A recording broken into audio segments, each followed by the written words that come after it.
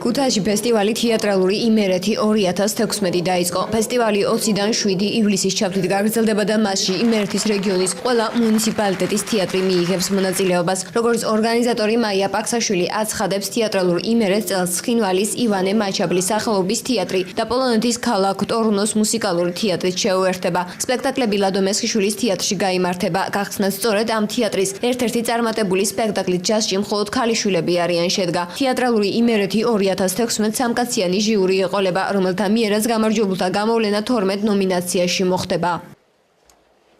წელს ფესტივალს დაემატა ახალი თეატრები ცხინვალიდან და იმერეთის გარდა საერთაშორისო დონის ფესტივალი ხდება თანდათან, ყავს სტუმრები პოლონეთიდან. განსხვავება ეს არის სხვა ფესტივალებთან შედარებით და იმედია ფესტივალი ისევ წარმატებული იქნება როგორც წინა წლებში. თლაც მაღალ დონეზე გაკეთებული ფესტივალი იშვიათია, ასე რომ მინდა ყველა მონაწილეს წარმატება უსურვო და 7 ივლისს დასრულდება ფესტივალი და მინდა ვინც იქნება პირველი და ვინც პირველ ადგილზე გავა, წინასწარ ესე ვთქვათ მიულოცო და ამას ჩვენ ყველაფერს ერთად ვნახავთ.